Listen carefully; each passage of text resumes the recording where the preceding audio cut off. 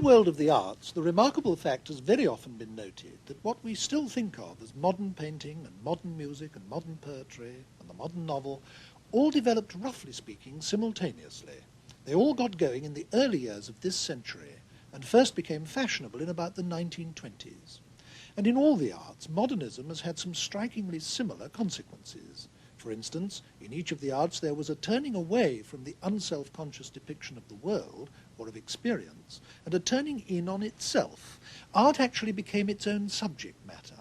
That's to say, it became familiar for, say, the subject of a poem to be the process of writing a poem or the difficulties of being a poet. Ditto with plays and novels and later even films.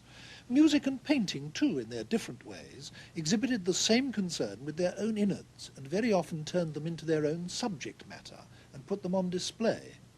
In all the arts, too, and perhaps this is related to the last point, there was a disintegration of traditional forms, a tendency to build new structures and to build them out of small, carefully shaped fragments. I'm emphasizing this because all this is true, and with remarkable exactitude, of philosophy as well. A fact which illustrates how deeply embedded the development of philosophy is in the cultural matrix of its time. Modern philosophy can be said to have started in 1903 with the breakaway of G.E. Moore and Bertrand Russell from the idealism which had dominated the 19th century, and then, after the pioneering work of Russell, followed by that of Wittgenstein, who was a pupil of Russell, there developed in the 1920s in Austria the first fully fledged school devoted to the new philosophy, a school which was known as the Vienna Circle. To the philosophy they developed they gave the name logical positivism, and for a long time afterwards that label was attached to modern philosophy generally in the minds of very many laymen. The person who introduced logical positivism into England was A.J. Ayer, and his is the name that has been chiefly associated with it ever since in this country. He did so in a still very famous and widely read book called Language, Truth and Logic, which he published in January 1936 when he was only 25. It's very much a young man's book, explosively written, and it's still the best short guide to the central doctrines of logical positivism. The aggressiveness of that book was typical of the movement as a whole. They self-consciously organized themselves like a political party, with regular meetings and publications and international congresses, and they propagated their doctrines with missionary zeal. If we look at the question of what they were fighting against so passionately and why, I think that will provide us with the clearest starting point for our consideration of logical positivism. And then we'll be in a better position to go on and examine their own doctrines.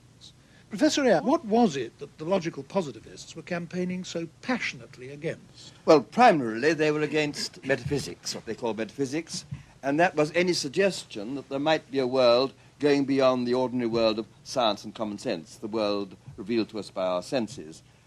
Already Kant, at the end of the 18th century, had said it was impossible to have any knowledge of anything that wasn't within the realm of possible sense experience, but these Viennese people went further. They said that any statement that wasn't either a formal statement, like a statement of logic or mathematics, or one that was empirically testable, was simply nonsensical. And so they cut away, therefore, all metaphysics in that sense. And this had some further implications. It was, for example, obviously a condemnation of any theology, any notion of there being a transcendent God.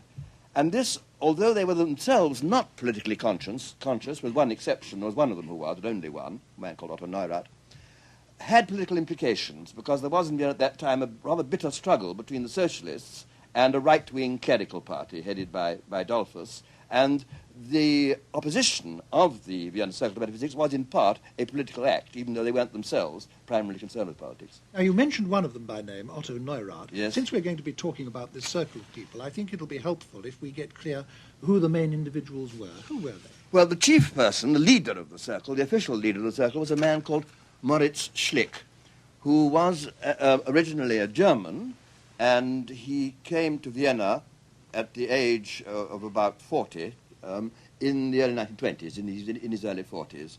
And he had, like most of them, or many of them, had been trained originally as a physicist and was interested mainly in the philosophy of physics. And in fact, one of the leading traits of the circle is the extreme reverence for natural sciences.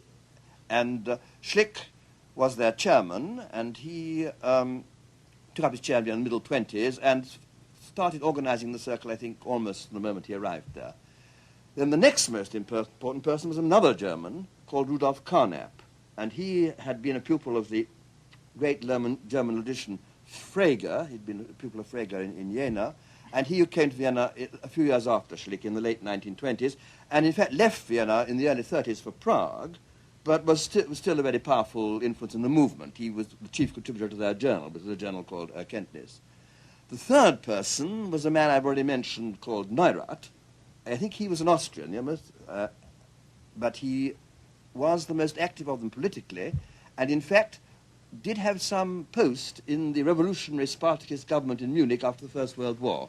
And he was very nearly a Marxist. He wanted to combine positivism and Marxism, and it was he who was mainly conscious of it as a political movement. He wanted to organize it politically. Now, it's obvious from what you said that this was a radically revolutionary movement. I mean, they were destructive of established ideas in religion, destructive of established ideas in politics, and above all, destructive of established ideas in the German philosophical tradition. And I suppose that the two main scalpels that they used to tear away what they regarded as all that diseased or dead intellectual tissue were logic and science, hence the name logical positivism. Indeed. It wasn't quite so novel as all that. It was continuing an old, previous Viennese tradition. There was a scientist and a philosopher of science called Ernst Mach. He's the man against whom Lenin wrote his Materialism and Imperial Criticism, who flourished in Vienna at the end of the 19th century. He was a professor in Prague from about the 1860s onwards, then came to Vienna. And it was he who took the view of science that, for example, Schlick also took, that it must deal, in the last resort, simply with human sensations. Since all our knowledge of scientific facts comes through our senses, then Mach reasoned that in the last resort, science must simply be a description of sensation. And this was the Viennese people took over. And, of course, they were following an old empiricist tradition. Although they didn't themselves know or care much about the history of philosophy, what they said was very like what was said by the English philosopher, Scottish philosopher, David Hume, in the 18th century. So to that extent, they weren't all that novel. They weren't all that revolutionary. What was revolutionary was, in a sense, their fervour and their seeing this as putting philosophy on a new road. They thought that here at last we've now discovered what philosophy is going to be. It's going to be the handmaiden of science. It wasn't so much that they used science in their philosophy as that they thought that the whole field of knowledge was taken up by science. I mean, science describes the world. The only world there is this world, the world of things around us and so on, and this is what science describes. And there isn't any other domain for philosophy to occupy itself with. Therefore, what can it do? All it can do is analyze and criticize the theories, the concepts of science. This is how science came in. Logic came in as supplying them with a tool. Logic had remained pretty much stagnant since the days of Aristotle, and then at the beginning of the 19th century, it took a move forward. There were some precursors. There was Boole and De Morgan, but the real jump came at the end of the 19th century with Frege in Germany, and as you yourself said earlier, Russell and Whitehead in England. And this generalized logic more widely than had been done. It didn't actually refute Aristotle. They showed that Aristotle worked this little corner of logic, but they had developed a much more wide-reaching, far-ranging logic, which provided them with a very powerful tool of analysis. It enabled them to express things much more precisely. And since they were very interested in structure, since they thought that science was largely concerned with structure, with relations between things, the development originally by Schroeder and Peirce in the 19th century, and by Russell and Whitehead in the 20th, of logic of relations gave them a tool. It gave them a tool of philosophical analysis. This is what happened. While I entirely take your point about Mach being a precursor of the logical positivist movement, it is true, isn't it, that in addition to there being a new logic at the turn of the century, there was also a new science. I mean, dramatically personified above all by Einstein, but there was this enormous breakthrough, a thought system of ideas which had started with Newton and which had been accepted as incorrigible fact by most of the Western world for nearly 300 years.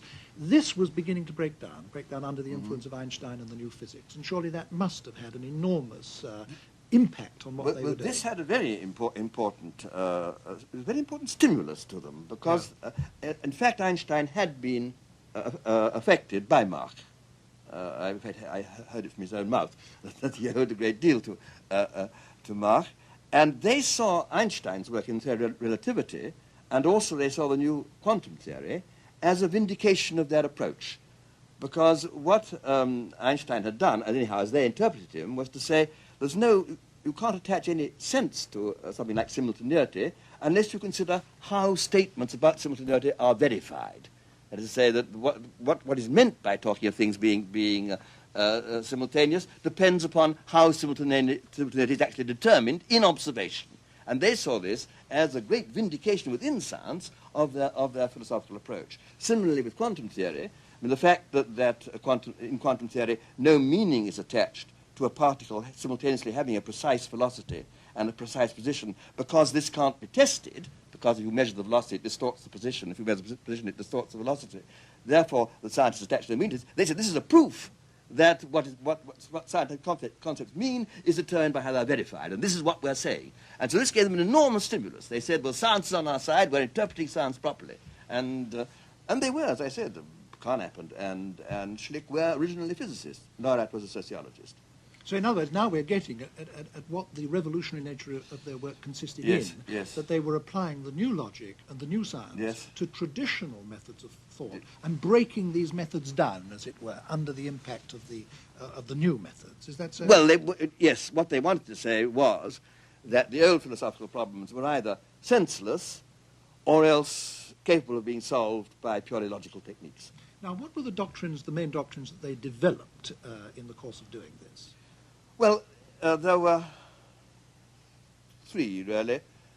The first, everything hinged on the so-called principle of verifiability, which was put succinctly by Schlick as the meaning of a proposition is its method of verification.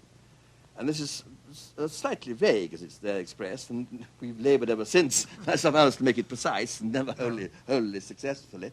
But it had two consequences. One was that anything that couldn't be empirically verified by sense observation, was meaningless. I've already referred to this. And secondly, it was interpreted by Schlick, later it got loosened, but in the early days by Schlick, as entailing that what a proposition meant could be described, by saying what would verify it.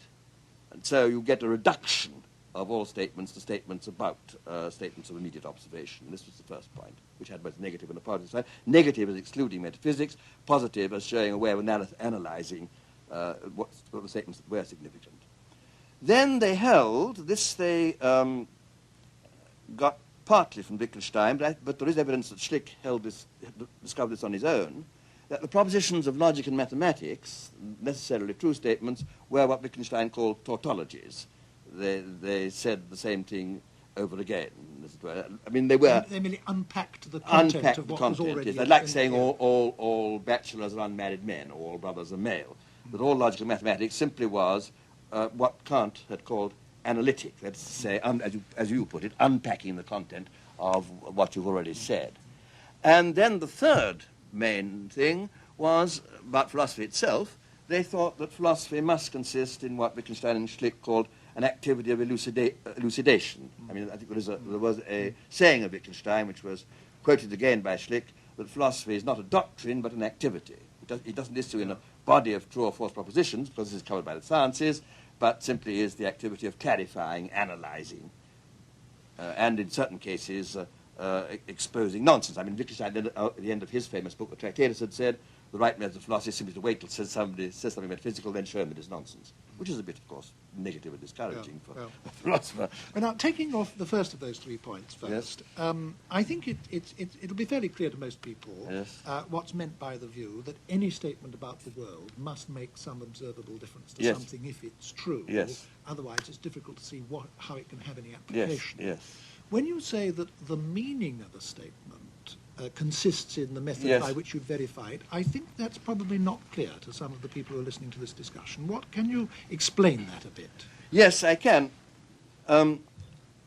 Originally, it was thought by Schlick and by Mach before him, and possibly also by Wittgenstein, though it's not quite clear what Wittgenstein's atomic elementary statements are meant to be, that you could translate out all statements into statements about sense data, about immediate data of observation. And this was never actually achieved, and clearly runs into very great difficulties, for instance, in the case of universal propositions saying all ravens are black. I mean, all gases expand when heated, because the range covered by the all might be infinite. And of course, if it's infinite, then you couldn't possibly translate out. And so they then were driven to rather desperate expedients. Schlick actually said that statements of this kind weren't propositions at all, but rules, simply rules getting from one particular statement, this raven is black, I mean, this is a raven, to this is black, and so on, rules of inference. And then there were other difficulties. I mean, clearly, it seemed perfectly clear that if you take very high-level, abstract scientific propositions about atoms, electrons, nuclei, and so on, to try and write this out in terms of sensations, in terms of blues and rounds and warm feelings of warmth and so on, it simply doesn't work. And for various reasons, then, the principle got weakened, and it was the idea that you could translate out became given up, and all it was required was that these propositions, to be significant, should be confirmable by sense observation. And this meant that their meaning remained sort of partially undetermined. That it was thought that they got meaning from the cases where they were in fact confirmed, where the test could be carried out, and the rest was left rather vague. Also, this original view led to very implausible views, for example, about the past, because statements about the past were equated with the evidence we could now get for them. So saying Caesar crossed the Rubicon was held actually to mean, if I look up in such a history book, I will see it written, or if I go and dig, I will find such and such relics and so on. And I actually put forward this view in Language, Truth and Logic. It now seems desperately implausible to me. And again, there's difficulty about other minds, of course. If I say that you're feeling such and such, I can only observe your behavior, and in the early days, the Viennese wanted to say that all those statements meant was statements about people's behavior. That again became doubted. So I think that the verification principle in its strong form really didn't last very long. Let me just, we're covering a lot of ground very fast. Let me recapitulate, yes. Just to make sure that we've got things absolutely clear up to this point. According to what we might call the strong version of logical positivism, all meaningful statements were of two kinds. Yes. If either they were empirical statements about the world, in which case they must make some observable difference to something, and therefore must be verifiable if they're to be meaningful. That's right. It doesn't mean to say they're necessarily true, because we might try and verify them and find that they're not true. Certainly. But it must be possible for them to be true, and therefore possible for them to be verified if they're to have any meaning. That's one lot of statements, empirical statements. Yes. Or they must be about mathematics or logic, in which case they are purely self-referential. The true ones unpack what is already in the premises. The false ones are self-contradictions. Is right? And if a statement is of neither of these two kinds, then it's meaningless. That's right. And with that as a kind of weapon, they were able to chuck overboard Yes. whole areas of traditional discourse, not only in religion and not only in politics, but also in philosophy and no doubt all other areas of life. Now, one query that occurs to one straight away is this. If we make moral judgments or value judgments or aesthetic judgments, it seems pretty clear that these are neither statements about the world, nor are they tautologies. Yes. Now, that must have been obvious to the logical positivists from the start. How did they deal with this? Well, it wasn't obvious to them that they weren't statements about the world. There's quite a long tradition in ethics which makes ethical statements what is called naturalistic, that is, statements about what is not conducive to the satisfaction of human desires, or to the furtherance of human happiness and so on. And this is the view that, for example, Schlick took. He wrote a book, rather a good book, called Ethical Questions, Frage und Ethik, in which he put forward the doctrine that what ethics is about is what human beings want and how their wants are to be satisfied. And roughly a form of utilitarianism. This is possible. Now, other people, Carnap, for instance, and also myself, took a different view. We took the view that ethical statements were much more like commands. I mean, not true or false, but I developed what's called the emotive theory, that the ethical statements were expressions of feeling. Carnap took the view that they were more like imperatives. So ethics is brought in therefore, in one of two ways, either as in a naturalistic way, as being about what conduces to human happiness, which is then a scientific matter of fact, it's a matter of psychology and sociology and so on, or being treated as not indeed metaphysical nonsense, but as being not fact-stating, either imperative or emotive. Well, now, when they used the verification principle, like a sort of Occam's razor, I mean, slashing about right and left Yes. and getting rid of all sorts of things, what difference did this make to the philosophical outlook of the people who were influenced by it? Because it did have an enormous effect on the way people saw the world and the way they saw philosophy. Well, one effect it had was one you mentioned in your opening remarks, that it made philosophers very much more self-conscious about what they were doing. I mean, they had to justify their own activity on the assumption that the natural sciences took up the field, as it were. You then had to find a place for philosophy. Philosophy wasn't, as it were, allowed to be a competitor with them. And then people became much more self-conscious about what philosophers were about. And on the whole, the Vienna Circle wasn't the only influence. There was also the influence of people like G.E. Moore in England, who were defending rather similar views for very different reasons. Moore believed, for instance, that propositions of common sense were certainly true and so on, and it could be shown that this could extend also to the sciences, that each domain had its own criteria.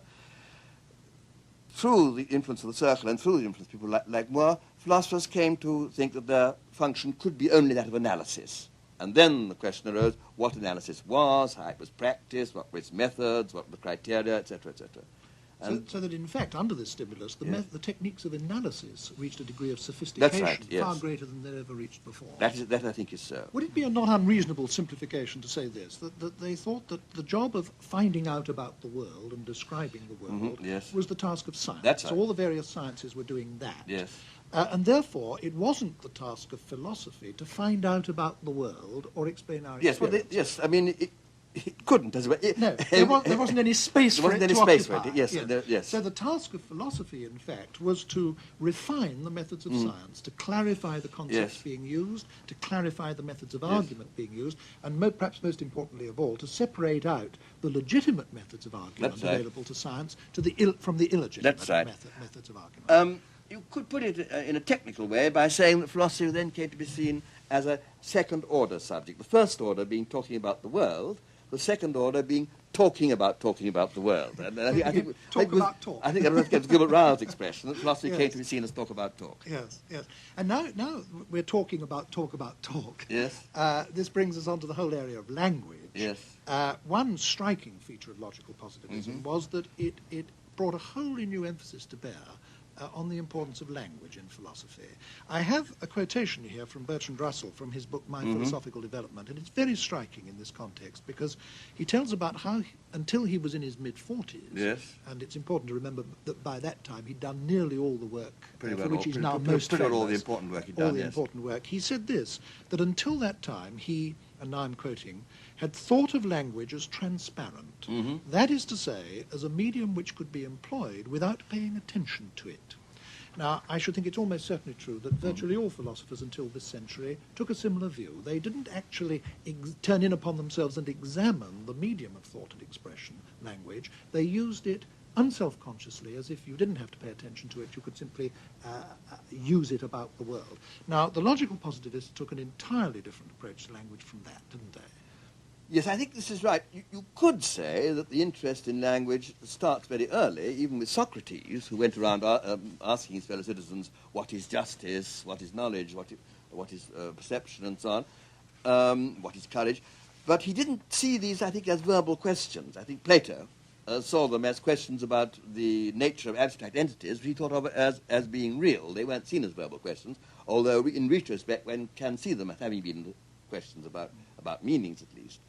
I think that it probably does start only at the beginning of this century, this extremely conscious preoccupation with language. Wittgenstein and Russell, at the beginning of the century, were interested in the relation between language and the world. This was the great problem of Wittgenstein, the problem which the Tractatus was meant to be an answer to. And, of course, he ended by saying it couldn't be described but only shown. But the intense preoccupation of philosophers with the way that language functions perhaps begins only in quite a late period after the last war. It leads philosophers into a situation where as soon as anyone makes an assertion of any kind about the world, what you then do is examine the assertion.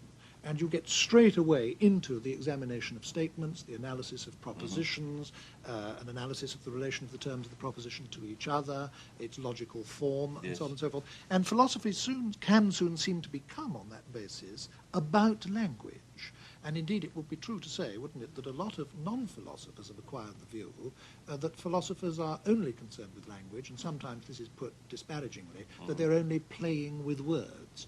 Can you give some explanation of why that sort of prejudice against philosophy, which is very widespread, is misplaced? Well, a great deal of philosophy certainly is about language, in as far as it distinguishes between different types of utterance and analyzes certain types of expression. I think the main, I would make no apology for this, but beyond that, I think the answer I would give is that the distinction between being about language and being about the world isn't all that sharp, because the world is the world as we describe it. The world is the world as it figures in our system of concepts.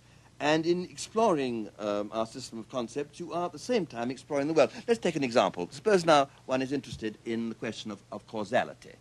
Now, and we certainly believe that causality is something that happens in the world. I'm bitten by the Anopheles mosquito, I get malaria and so on, one thing causes another. And one can put it by saying, what is causality? And this is a perfectly respectable, important, traditional philosophical question. You can also put it by saying, how do we analyze causal statements? What do we mean by saying one thing causes another? And in fact, although you look as though you're posing a purely linguistic question, you're answering exactly the same questions philosophers have always posed, only put it in a different form. And we think, or most contemporary philosophers, a rather clearer form. Now, the point is that I think that there was a time, I think the fashion has passed, it happened about 20 years ago, and came to be known as the philosophy of the Oxford School, mainly through the work of a particular philosopher called John Austin. It wasn't universal even then, when philosophers were a bit inclined to study usage for its own sake, without seeing it as a means of solving any problems. And this, I think, is sterile. That did become arid. Did become arid and sterile. Yes. But I think mostly now, when people try to investigate the meanings of words, it is because these are concepts they're studying, which do play an important part in our description of what we think the world is really like. Well, I think that what you've just said really boils down to saying that the investigation of our use of language and our use of concepts is an investigation of the structure of the world, yes, or the world yes, as experienced by human beings. Yes. There's an obvious relationship between what you've just said there and Wittgenstein's and the logical positivists' doctrine that philosophy, the proper task of philosophy, consists not in formulating doctrines, but in the activity of analysis. Yes, that yes, philosophy ought right. to be analysis, yes, and the organon of science. Yes. Now, this, it seems to me, had enormous influence on the educated layman. I went up to Oxford as an undergraduate during the years after the war, and people who were not studying philosophy at all seemed to me to have come very much under the influence of some of these doctrines. In particular, if one tried to make an assertion of any kind about any subject, nothing to do with philosophy, one was immediately pinned against the wall by people who said to you, how would you go about verifying that statement? Or what exactly do you mean by that? What kind of an answer do you want to that question? You're conscious of that having been so? I think I was so. I think I was partly responsible for that, yes. Now, coming to your responsibility for this, I think it would be interesting at this stage to come to your connection with the movement. You've described who the main people in Vienna were. You've talked about what some of their central doctrines were. Now, you are well known as the figure who introduced these doctrines into England, where they have, I must say, had an enormous influence ever since, right up to and including this day. That's true, yes. How did you come to do that? Well, I was up at Oxford in I came up in 1929, took my schools in 1932, and I was at Christchurch, pupil of Gilbert Ryle's, and when I took my schools I was appointed a lecturer at Christchurch and given a few months' leave of absence. And I thought I'd go to Cambridge to study under Wittgenstein, but Gilbert Ryle said, no, don't do that, go to Vienna instead. He happened to meet Schlick at a congress, I think it was in Oxford also, 2 years before, And he had half an hour's conversation with him and thought that he was interesting and got the impression something was going on in Vienna. I think he'd also perhaps read some of the articles they produced. So he said to me, why not go to Vienna, find out what's happening there. We know roughly what Wittgenstein's doing at Cambridge. We don't know what's happening in Vienna. You come back and go there and find out and tell us. Well, I didn't speak very much German. I spoke hardly any German at that time, but I thought I probably could learn enough just to follow what was going on. And so I went with a letter of introduction to Schlick from Gilbert. And Schlick, I now see, in retrospect, I see this is astonishing. At the time, it seemed to be quite natural, but said, come and join the circle. And so I did. And the only other foreigner allowed in was Quine, the American philosopher, famous American philosopher. We were there together. This was in what? I went to Vienna in November 32 and stayed until the spring of 33. And you were in your very early 20s? I was in my, yes, I was let me think. Yes, I was. No, I was younger than that. I must have been just 23. Yes, yes. Yeah. No, 22. I was 22. 22, just 22. And I sat then, and I didn't contribute. My German wasn't good enough, and there was mainly debates between Schlick and Neurath at that time. On and on and on and on the discussion went, and I sat and listened, and then came back to England, very full of all this. I wrote a paper in mine called Demonstration of the Impossibility of Metaphysics, which was simply borrowed from the verification principle. And then Isaiah Berlin said to me, we used to meet regularly and talk philosophy together. He said, you're so full of this, why don't you write a book about it? And I said, why not? And so I sat down and in 18 months wrote Language, Truth and Logic.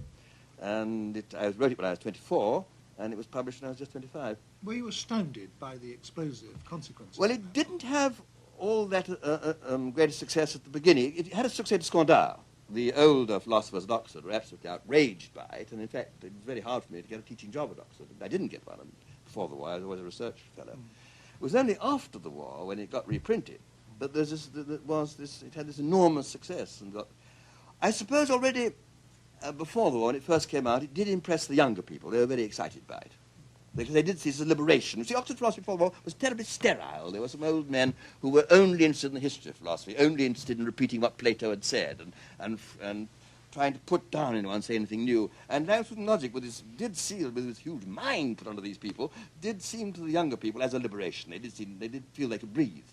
And in that way it had a big historical effect. And I'd like to hear you say something about the influence you think it had outside philosophy. It seems to me to have had obvious effects, not only in science and logic and philosophy, but in things like literary criticism or history and so on. It probably had less effect within science than, for example, the work of Karl Popper, his Logic of Scientific Discovery, which came out in the German edition in about the same time, a year or so earlier. I think probably appealed more to the scientists themselves. But even so, even with Language and Logic, the scientists felt that this was all right. I mean, they were told they were, after all, the most important people. That they didn't have to. And they liked that. They didn't have to worry about the philosophers standing over them and said, "Oh, we mustn't say that." Not they ever had worried much, but it was nice to be told that what they were doing was really the fundamental thing.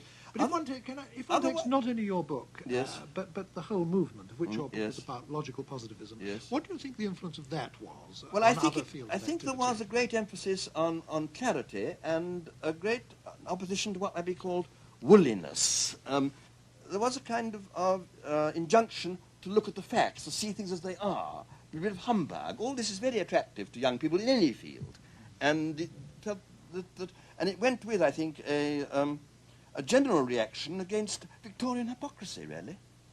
This was seen as stripping off. It was the Hans Andersen child, which, as you said in your opening remarks, was functioning everywhere, saying the emperor has no clothes. That is, parading around with these huge robes and so on, and placing us about our. And the fact the fellow's naked. And this notion, the fellow's naked, which in fact the logical parts were taken to be saying, was very exciting for anyone doing any subject. And of course, that is enough in itself to explain the huge and passionate hostilities that were aroused against logical positivism. Yes, indeed. Authoritarian governments like the communist and Nazi governments banded all together, didn't they? And even liberals were discomforted by it. Just a little, yes. They thought it was too iconoclastic. Yes. But now, it must have had actually some real defects. What do you now, in retrospect, think that the main shortcomings of the movement were? Well, I suppose most of the defects is that nearly all of it was false. Well, I think you need to say a little more about that. Well, that's being too harsh on it, because I think that I still want to say that it was true in spirit, in a way, that the attitude was right. But if one goes for the details, first of all, the verification principle never got itself properly formulated. I tried several times, and it always let in either too little or too much. And to this day, it hasn't received a properly, logically precise formulation.